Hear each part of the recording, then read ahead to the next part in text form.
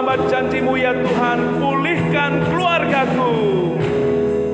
Tak pernah terlambat janji-Mu ya Tuhan, pulihkan keluarga. Sekali lagi, tak pernah terlambat, tak pernah terlambat janji-Mu ya Tuhan, pulihkan hidupku. Bapa, kami mengucap syukur buat kuasa-Mu yang tidak terbatas, kuasa-Mu yang sempurna di dalam hidup kami Tuhan. Hari ini kami datang dengan kelemahan kami, dengan segala kekurangan dan keterbatasan kami. Tapi satu hal Tuhan, ada kuasa-Mu ya Bapa, yang hari demi hari menyempurnakan hidup kami, menyempurnakan keluarga kami, gereja kami, bahkan seluruh kehidupan kami ya Tuhan. Mari Bapa, kuasa-Mu yang tidak terbatas bekerja di tengah-tengah kami. Urapan dari tempat yang maha tinggi turun bagi setiap kami. Roh Kudus-Mu menerangi hati dan pikiran kami. Biar firman-Mu menjadi kebenaran yang memerdekakan. Biar firman-Mu menjadi rema bagi setiap kami. Ketika kami pulang dari tempat ini Tuhan, kami tidak pernah sama, karena Engkau yang memimpin kami ke tempat tinggi di mana Engkau berada. Terima kasih Tuhan, kami siap untuk menerima kebenaran firman-Mu. Berbicaralah ya Tuhan, di dalam nama Yesus. Bapak Ibu yang siap dengan firman Tuhan, katakan amin. Salam, silakan duduk. Boleh sapa samping kiri dan kanan kita. Aku bersuka cita melihatmu ada di sini. Ya, saling memberkati dengan baik. Bapak Ibu Saudara, hari ini kita akan belajar bersama-sama tentang siap membayar harga. Kalau Bapak Ibu perhatikan, di beberapa minggu ini kita belajar bagaimana kita menjadi pengikut-pengikut Kristus yang sejati. Minggu kemarin kita belajar pengikut Kristus harus berani melepas hak. Sebelumnya kita belajar yang disampaikan oleh Mas Usa ya, kita harus menjadi orang-orang yang komitmen mengasihi Tuhan. Dan hari ini kita belajar kita komitmen untuk siap membayar harga. Bapak Ibu tahu siapa ini ya? Nah, ini Jack Ma, orang yang terkaya, salah satu orang yang terkaya di dunia. Jack Ma berkata bahwa di dunia ini tidak ada yang gratis, semuanya bayar. Betul? Menurut Bapak Ibu betul atau salah apa yang dikatakan oleh Jack Ma ini? Nah, betul ya Bu ya? Semuanya bayar, tapi ada satu yang gratis, yaitu keselamatan. Keselamatan sebenarnya nggak gratis, tapi karena Tuhan yang menebusnya buat kita, sehingga kita menerima dengan cuma-cuma. Ya, kalau kita perhatikan, oksigen harus bayar, ya kan? Beli baju apalagi, lampu harus bayar, minum, tidur, ya harus bayar. Ada harga yang harus kita bayar. Ketika kita mengambil satu keputusan dalam hidup kita, ada resiko yang harus kita tanggung. Waktu kita mau menghidupi hobi kita juga harus bayar. Ketika kita mempertahankan kebiasaan-kebiasaan kita, ada resiko-resiko yang harus kita tanggung. Ya, orang yang kebiasaannya tidur, nah risikonya apa? Gula, ya kan? Karena itu saudaraku yang dikasih Tuhan, di dalam dunia ini tidak ada yang gratis selain keselamatan. Ada risiko, ada harga yang harus kita bayar. Maka hati-hati kita di dalam menentukan pilihan kita. Hati-hati kita dalam menentukan langkah kita.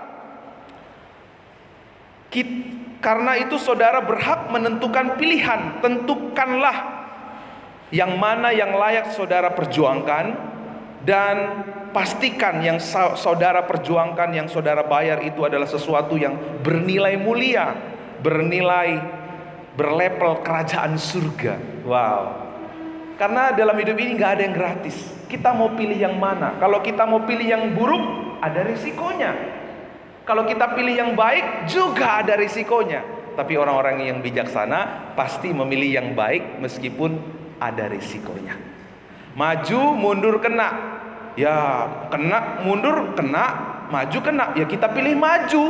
Meskipun maju kena, tetap pilih maju, jangan pilih mundur, gitu ya. Karena di dalam hidup ini ada harga yang harus kita bayar. Mental manusia, apalagi kalau itu kita lihat ya, kalau ada gratis itu, panjang banget antriannya ya. Punya mental gratisan. Banyak orang kepingin nilai bagus tapi tanpa belajar. Banyak orang kepingin usahanya maju tapi tanpa berjuang dengan keras. Banyak orang yang kepingin pernikahannya bahagia tetapi tidak mau belajar mengerti pasangannya. Banyak orang kepingin gerejanya berlipat ganda tetapi tidak mau hidup dalam kehendak Tuhan, tidak mau cari kehendak Tuhan. Maka tidak mungkin kita bisa mencapai apa yang kita harapkan terjadi dalam hidup kita. Saya sangat bersyukur buat Gereja Baptis Pabaton ya. Saya bisa bertahan melayani di sini karena ada orang-orang yang luar biasa di gereja ini. Saya sebenarnya orang yang lemah. Saya sebenarnya orang yang tidak ada gunanya. Tapi karena ada Bapak Ibu yang begitu militan, saya bisa bertahan. Kemarin cerita sama Bu Deratna di pastori, oh Bapak sudah 3 tahun di sini ya. Iya nggak terasa ya Pak ya. Buat Ibu ya nggak terasa, tapi buat saya terasa. Tapi saya bersyukur saya bisa bertahan itu semua karena ada anak-anak muda yang hebat, ada orang-orang tua yang mengayomi, ada Bapak Ibu yang mendukung saya. Kami bersyukur tentang semua hal itu. Saya bisa bertahan karena Tuhan memakai orang-orang yang komitmen seperti saudara. Saya bisa bertahan karena Tuhan memakai orang-orang yang berani bayar harga seperti saudara. Ketika kita berani bayar harga, kita akan melihat pekerjaan Tuhan yang lebih besar lagi. Saya bersyukur ya, kalau Bapak Ibu diajak untuk melayani, selalu siap ya. Kunjungan siap, ayo doa siap. Wah, itu luar biasa ya. Bawa renungan siap, ngajar sekolah minggu siap, ikut PA siap, muridkan siap. Ya, itu sangat menopang kami. Saya bersyukur buat Bapak Ibu yang tahu kelemahan kami, tapi tidak fokus pada kelemahan kami, tapi fokus pada Tuhan ya. Saya bersyukur ketika ada orang yang berkata negatif, nah ada Bapak Ibu langsung mengkaper gitu ya. Tidak jadi kompor 12 sumbu gitu ya. Wah itu luar biasa, orang-orang hebat seperti ini. Saya percaya orang-orang yang hadir di gereja ini akan merasakan suasana sorga yang mereka tidak temukan di luar sana. Amin ya. Saya bersyukur ya buat ibu-ibu, meskipun kalau masak itu bumbunya itu lengkap, tapi kalau hal-hal negatif tidak suka dibumbu-bumbui di gereja ini. Amin. Iya, meskipun suka goreng-goreng di dapur, tapi kalau tentang pelayanan untuk kemajuan tidak mau menggoreng-gorengnya, gitu kan. Luar biasa, saya bersyukur buat kebaikan Tuhan lewat gereja ini. Nah, saudaraku yang dikasih Tuhan, bukti kita adalah orang-orang yang bernilai kekekalan. Bukti kita adalah orang-orang yang bernilai berlevel surgawi. Kita berani membayar harga. Mengapa kita siap membayar harga? Ya, mengapa kita siap membayar harga? Karena kita telah menerima nilai penghargaan tertinggi dalam hidup kita. Karena kita telah, bukan sekedar kita berani bayar harga supaya kita mencapai yang kita ingini, enggak. Bukan supaya kita mencapai harga yang kita ingini itu supaya kita dipuji, diterima, diakui, tidak. Kenapa kita menghargai? Kenapa kita mau berkorban? Karena ada pribadi yang mau berkorban untuk kita. Kenapa kita rela menderita? Karena ada pribadi yang terlebih dahulu menderita buat kita. Kenapa kita mau melayani? Karena ada pribadi yang terlebih dahulu mau melayani kita. Itu adalah dasar kita. Mengapa kita berani bayar harga, berani ambil resiko dalam hidup ini ketika kita mengikut Tuhan. Ya. Kenapa seseorang tidak berani bayar harga sesuatu yang bernilai dalam hidupnya? Kepingin gratis, mentalnya gratisan gitu ya. Karena apa? Karena dia belum mengalami penghargaan tertinggi dalam hidupnya, yang kita hanya temukan di dalam Tuhan kita Yesus Kristus. Kalau saudara berani bayar harga, berarti itu satu bukti bahwa saudara sudah menemukan penghargaan tertinggi dalam hidup saudara. Kita lihat di dalam nas yang tadi kita baca, banyak orang berduyun-duyun mengikut Yesus. Di Lukas 6 ayat 2 juga ditambahkan, orang banyak berbondong-bondong mengikut Yesus karena melihat mujizat penyembuhan yang diadakannya terhadap orang-orang yang sakit. Waktu Tuhan Yesus melayani, banyak orang-orang berbondong-bondong mengikut dia. Berduyun-duyun, bukan 1, 2, bukan 100, 200, tapi berduyun-duyun, beribu-ribu orang yang mengikut Yesus. Tetapi apa kata Yesus kepada mereka? Di ayat yang ke-24. Lukas 16 ayat yang ke Lukas 6 ya.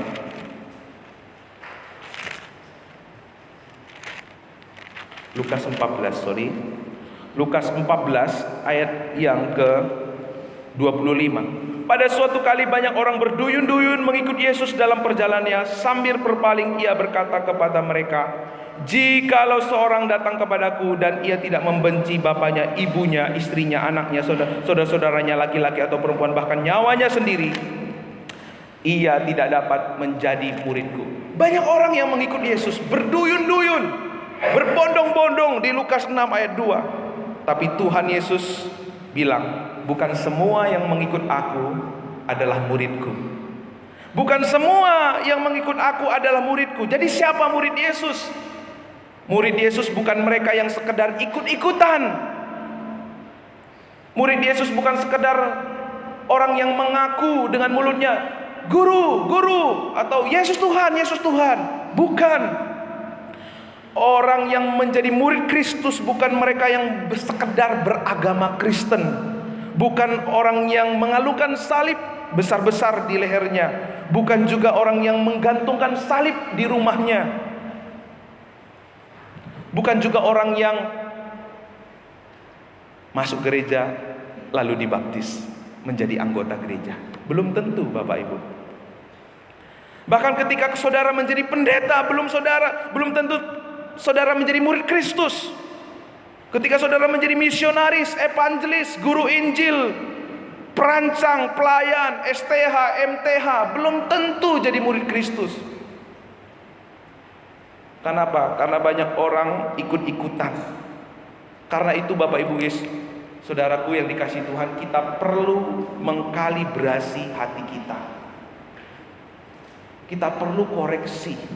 Apa sih kalibrasi? Nah, saya perkenalkan ya. Kalibrasi itu adalah sebuah alat ukur yang proses pengecekan ya. Kalibrasi itu adalah proses pengecekan dan pengaturan akurasi dari alat ukur tertentu dengan cara membandingkan dengan standar atau tolak ukur yang standar atau yang lebih tinggi, yang lebih akurat. Jadi kita perlu mengkalibrasi hati kita. Ini sudah benar enggak dengan nilai-nilai kebenaran ini? Kita perlu memverifikasi, kalibrasi ulang hati kita. Jangan-jangan saya ini seperti orang-orang yang waktu itu berbondong-bondong mengikut Yesus. Jangan saya seperti orang-orang yang berduyun-duyun ikut-ikutan kepada Yesus. Karena apa yang terjadi? Orang-orang seperti ini pada akhirnya akan lelah, letih. Kita perlu mengkalibrasi, memverifikasi hati kita, memastikan bahwa kita itu sedang berpegang pada nilai-nilai kebenaran, bahwa pengertian kita tentang mengikut Yesus bukan pengertian manusia, tetapi pengertiannya Tuhan. Ya. Karena hati manusia itu rentan berubah, bergeser dari nilai kebenaran. Melihat, merasa, hati manusia itu rentan untuk berubah. Karena itu pengertian dosa bukanlah mencuri, bukan membunuh, bukan berbohong, tapi pengertian dosa itu hamartia, bergeser dari nilai kebenaran. Karena itu Amsal berkata, jagalah hatimu dengan segala kewaspadaan. Karena apa? Karena hati kita ini, dari hati kita ini terpancar perbuatan kita, terpancar perkataan kita, terpancar segala tindakan kita. Nah, ini statement yang bagus ya. Apa yang kita percayai akan menentukan bagaimana kita berperilaku dan berkeputusan. Apa yang kita percaya akan menentukan bagaimana kita berperilaku dan berkeputusan atau bertindak. Jadi kita harus mengkoreksi hati kita. Bilang sama samping kiri kanannya, hati kamu perlu dikasih. Colek. Nggak apa-apa dicolek supaya bangun sekalian gitu ya. Kamu perlu diverifikasi hatimu, dikalibrasi hatimu gitu ya. Jangan sempat melenceng dari nilai-nilai yang sesungguhnya. Nah, bagaimana kita mengkalibrasi hati kita? Tentu bukan dengan cara manusia, tetapi dengan cara Tuhan. Di dalam ayat 26 berkata, jikalau seorang datang kepadaku, ia tidak membenci bapaknya. Oh, berarti ikut Yesus harus membenci bapak kita, membenci ibu kita, membenci istri kita, anak kita, saudara kita, perempuan. Berarti Tuhan Yesus mengajar kita kebencian. Tidak, saudaraku yang dikasihi Tuhan. Ini ditegaskan oleh ayat yang selanjutnya ya. Artinya kalau kita mau mengikut Yesus, kita harus menyangkal diri kita. Kita tidak harus lagi berpusat kepada diri kita, tetapi kita berpusat kepada Kristus. Mengapa kamu mengikut Yesus? Orang berbondong-bondong mengikut Yesus kenapa? Pada waktu zaman Tuhan Yesus. Orang berduyun-duyun ikut Tuhan Yesus kenapa? Banyak motivasinya. Motivasinya apa? Ingin menghalangi mujizat. Mereka kepingin makan roti. Mereka supaya bisa makan ketika mengikut Yesus. Dengan kata lain, mereka itu mengikut Yesus karena material blessing, karena berkat-berkat semata, supaya dapat kedudukan. Saudara pernah ingat kasus murid-murid Yesus yang ribut gara-gara kedudukan? Siapa ini yang berdiri di sebelah kanan Tuhan Yesus? Mereka ribut. Datang lagi murid-murid yang lain memarahi kedua orang itu. Kenapa? Sebenarnya bukan karena maksud mereka itu supaya Tuhan Yesus jangan terganggu, karena kepengen mereka juga dapat kedudukan, karena mereka juga kepengen dapat posisi. Ribut. Kalau kita mengkalibrasi hati kita, kita nggak akan seperti murid-murid Yesus. Di gereja ada damai sejahtera. Amin. Hidupmu di surga seperti di bumi. Karena itu every time, setiap waktu kita harus mengkalibrasi hati kita. Tuhan, sudah benarkah apa yang ku percaya ini? Sudah betulkah yang aku percaya ini? Murid-murid ribut gara-gara ingin kedudukan. Memang Tuhan Yesus datang ke dunia membawa mujizat. Memang Tuhan Yesus datang ke dunia untuk menyatakan berkat-berkat kehidupan buat saudara dan saya. Tetapi itu semua bukan tujuan kita. Itu semua bukan destiny kita. Bukan tujuan akhir kita. Tetapi itu semua adalah alat kita untuk hidup bagi Tuhan. Itu semua adalah alat kita untuk datang kepada Tuhan, bukan tujuan. Kalau tujuan berarti Tuhan jadi alat. Alat untuk mencapai tujuan kita. Makanya iman seperti ini tidak ada kuasanya. Iman seperti ini tidak ada faedahnya. Akan membuat kita sama seperti dunia ini. Banyak orang mengikut Yesus karena apa? Karena kerumunan. Wah, di sana ramai orang, ayo kita datang ke sana. Oh, di sana ada mujizat, ayo kita datang ke sana. Oh, di sana ada makan gratis, kita datang ke sana. Nah, kalau di sini enggak lah, kalau di tempat lain masih begitu kali ya. Di Medan itu kalau ada makan gratis, serobotan. Sampai berantem, rusuh gitu kan. Kalau di tempat kita enggak lagi. Karena apa saudara mengikut Yesus? Banyak orang mengikut Yesus karena kerumunan, karena mujizat, karena berkat jasmani. Apakah ada yang salah dengan semuanya itu? Ya, mungkin bagi Anda tidak ada yang salah, tetapi ini bukan destiny kita mengikut Yesus. Karena mujizat terobosan itu hanya tanda, bukan destiny kita, bukan tujuan akhir kita. Kadang kita sangat heboh melihat tanda-tanda. Ada revival, kita ke sana. Ada demonstrasi kuasa Allah, kita ke sana. Ada Holy Spirit moving, ya kita ke sana. Ada urapan, ada terobosan, kita ke sana. Ada penyembahan musik yang luar biasa, kita ke sana. Problemnya banyak orang berhenti sampai di situ saja. Puas. Sudah menganggap rohani, sudah menganggap mereka itu sudah cukup. Tetapi saudaraku yang dikasihi Tuhan, ini semua tidak menjadi ukuran bahwa kita adalah murid Kristus yang sejati. Apa ukuran kita mengikut Yesus? Ayat yang ke-27. Wah, saya lupa ini. Ayat yang ke-27 sama-sama kita baca 1, 2, 3 ya. Barang siapa tidak memikul salibnya dan mengikut aku, ia tidak dapat menjadi muridku. Inilah harga yang harus kita bayar untuk menjadi murid Yesus. Di dalam Markus 8 ayat 34 saya bacakan, lalu Yesus memanggil orang banyak dan murid-muridnya dan berkata kepada mereka, setiap orang yang mengikut aku, ia harus menyangkal dirinya, memikul salibnya dan mengikut aku. Siapa murid Yesus? Yang menyangkal dirinya, yang memikul salibnya, lalu yang mengikut Yesus. Diteguhkan oleh ayat 33, demikian pula orang-orang di antara kamu yang tidak melepaskan dirinya dari segala miliknya tidak dapat menjadi muridku. Siapa yang bisa mengikut Yesus? Orang yang tidak lagi hidup untuk dirinya sendiri. Kenapa orang pemuda kaya waktu dia datang kepada Yesus, Tuhan, aku sudah melakukan semua perintahmu. Tapi Tuhan Yesus bilang, jual semua hartamu. Anak muda itu tunduk kepala lalu meninggalkan Yesus. Kenapa?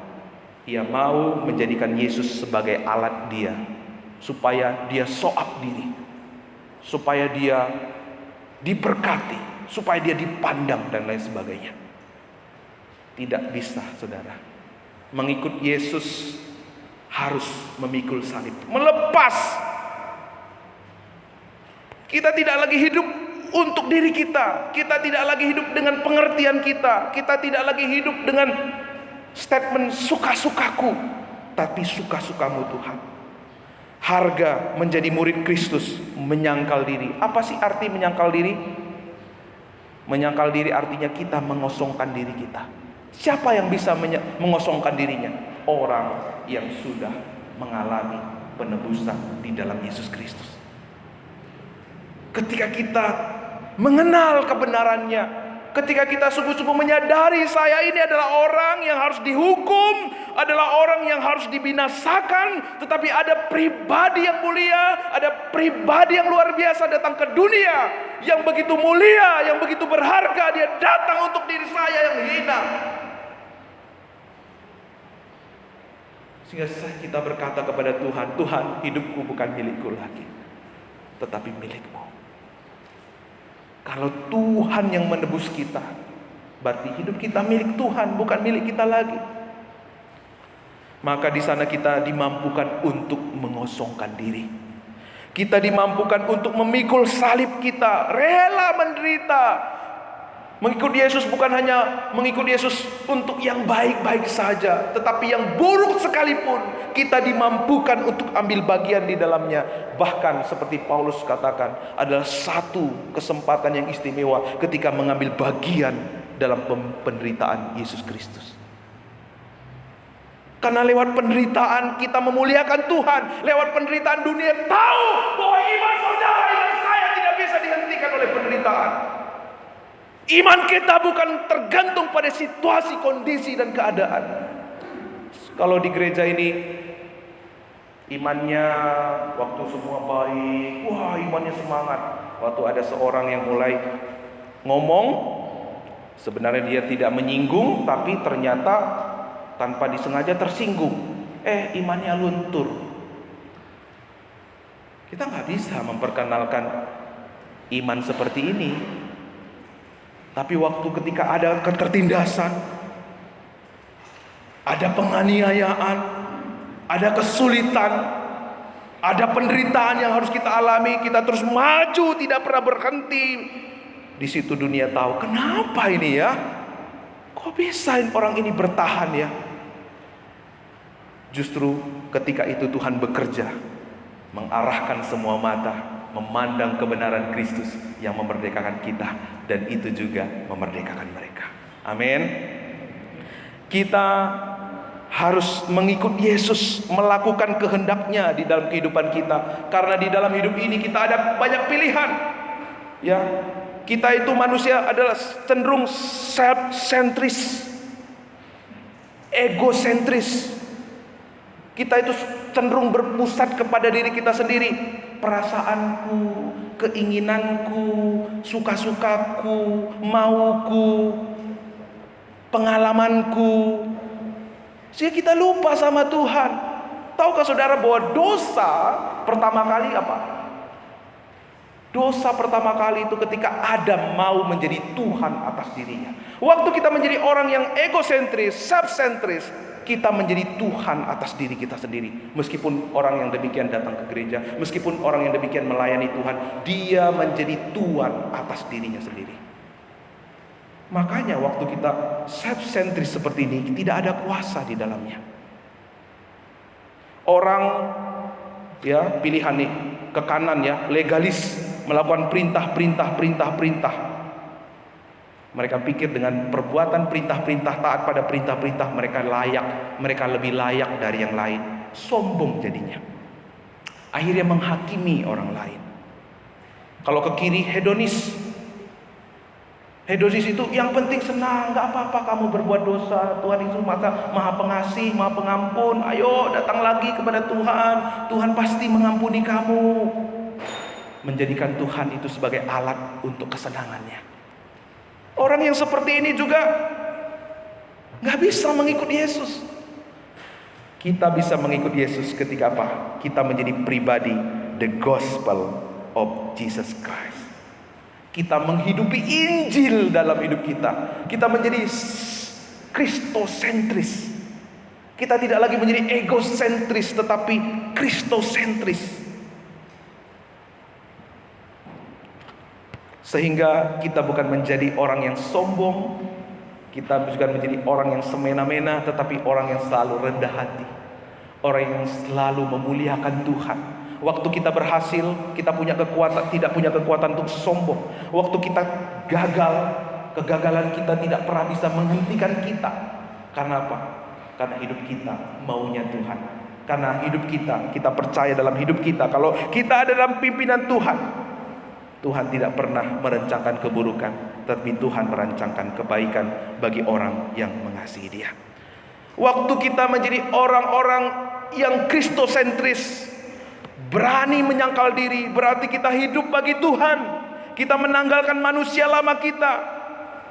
Kita tidak lagi mengandalkan pengalaman kita, kekuatan kita. Kita tidak lagi menjadi orang yang sekedar memampatkan Yesus, tetapi orang yang memuliakan Yesus lewat apa yang kita miliki. Ada statement dari Bill Graham, pendeta senior Baptis. Dia berkata seperti ini: keselamatan itu gratis, tetapi untuk menjadi murid ada harga yang harus dituntut, yakni segala sesuatu yang Anda miliki. Tuhan memanggil kita bukan hanya untuk diselamatkan, tetapi lewat keselamatan yang Tuhan anugerahkan kepada kita, Tuhan mau lewat itu semua kita dimampukan untuk membayar harga, dimampukan untuk menjadi alat Tuhan untuk menebus orang lain. Di Lukas 14 ayat 27, nah ini akan sangat meneguhkan kita. Barang siapa tidak memikul salibnya dan mengikut aku, ia tidak dapat menjadi muridku. Kata tidak dapat di sini audunatai ya dalam bahasa asli. Berarti apa artinya? Tidak punya hak. tidak punya kuasa. Nah, saya sudah bilang tadi Bapak Ibu, kekristenan yang tidak berani menyangkal diri, tidak berani menderita, tidak mau mengikut Yesus, tidak ada kuasanya. Dia akan menjadi sama seperti dunia ini. Nggak ada kuasanya. Dipermainkan oleh perasaan, dipermainkan oleh situasi, kondisi, dan keadaan.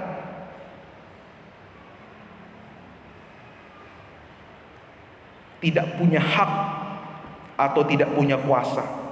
Tidak memikul salib, tidak berhak, tidak ada kuasa sebagai murid Yesus. Tujuan memahami makna mengikut Tuhan dalam porsi yang benar dan bertanggung jawab. Waktu kita mau mengkalibrasi hati kita hari ini, kita akan melihat ada kuasa yang tidak terbatas yang bekerja dalam hidup kita, yang memampukan kita menghadapi sakit penyakit, menghadapi penderitaan, menghadapi ketertindasan, dan lain sebagainya. Nah, apa sih rahasia supaya kita bisa membayar harga? Nah, ini bagian yang penting Bapak Ibu Saudara. Di dalam ayat 28 sampai 30, sebab siapakah di antara kamu yang kalau mendirikan sebuah menara tidak duduk dahulu membuat anggaran biayanya? Ada kata duduk dahulu.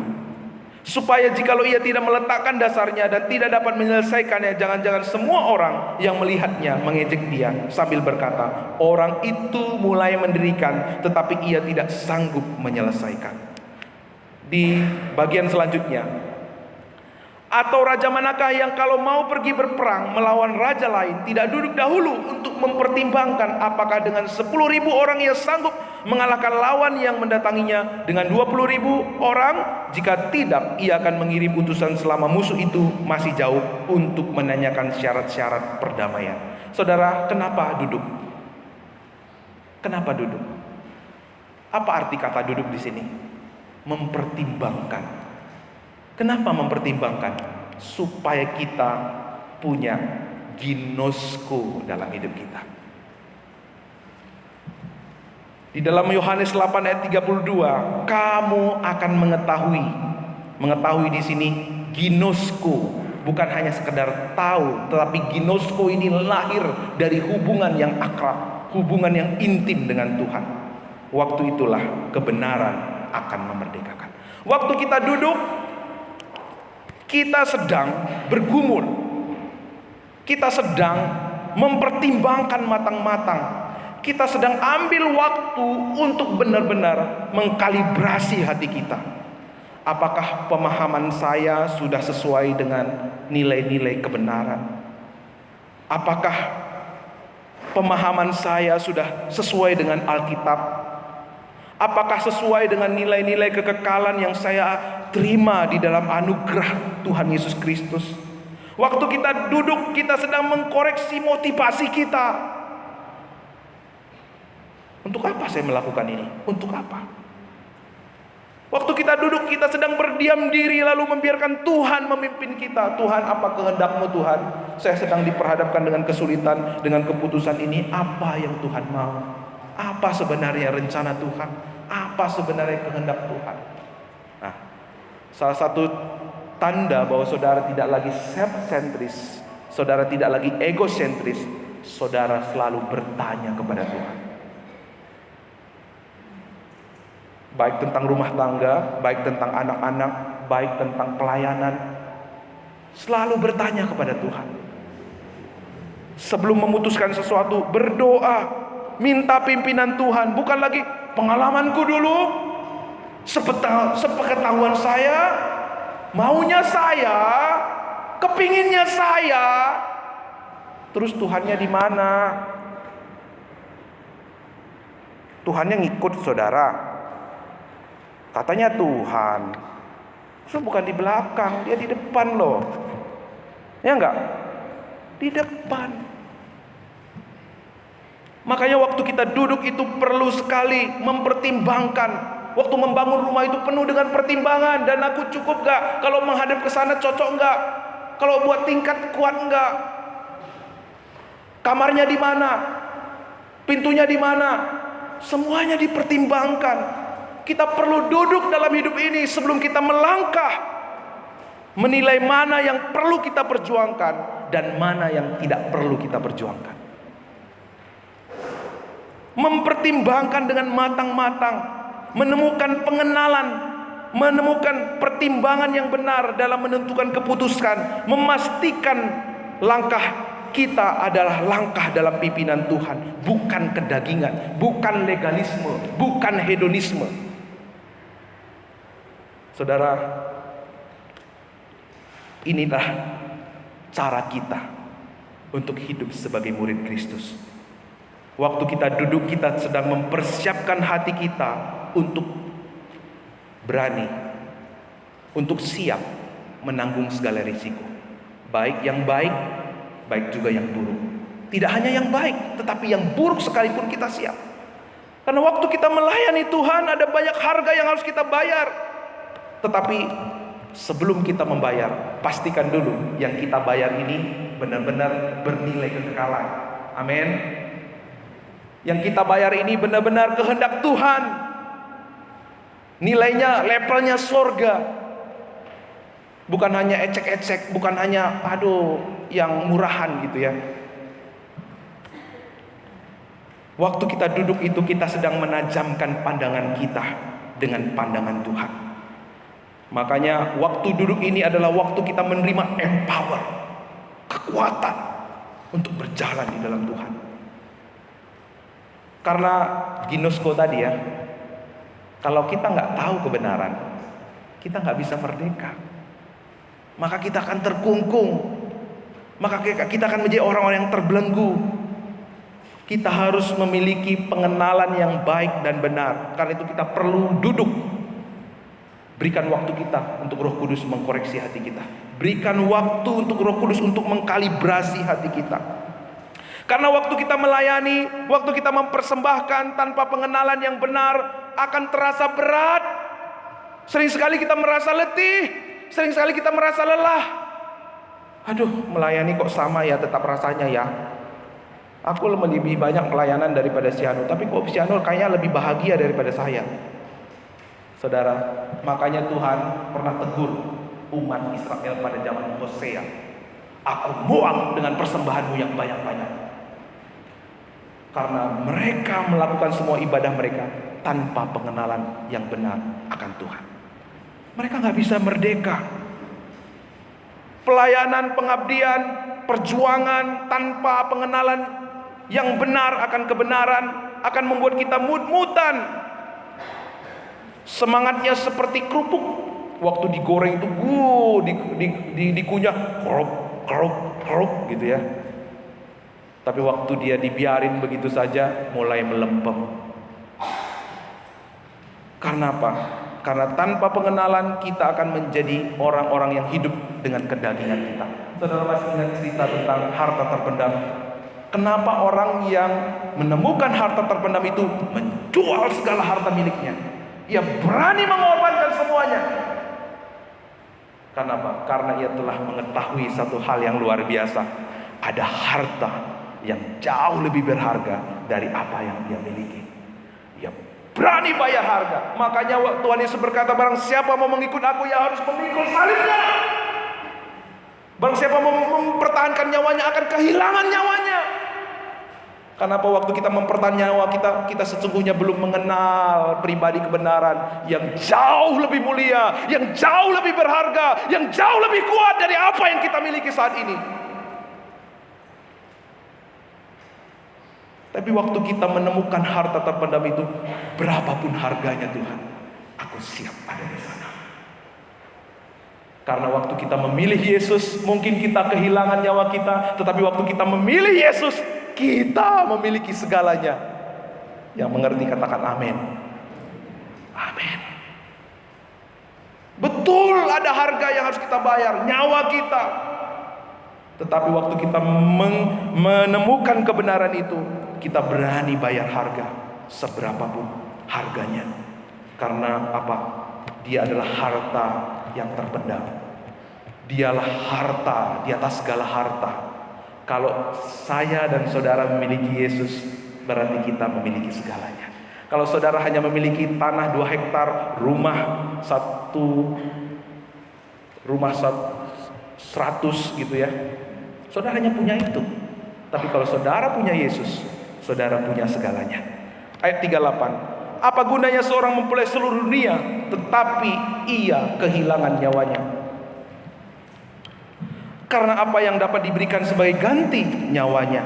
Saudara, yuk kita baca tanda kutip yang di atasnya. 1, 2, 3, ya.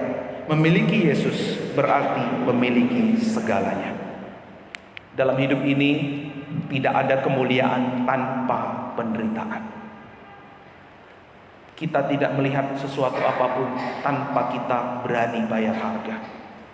Yesus berani bayar harga sehingga ia melihat keselamatan atas bangsa-bangsa. Saudara bisa melihat kemuliaan Tuhan yang lebih besar lagi, yang lebih luas lagi ketika terus berjuang, terus menjadi pribadi-pribadi yang siap membayar harga. Atau ada satu tokoh namanya Polikarpus, seorang bapak gereja.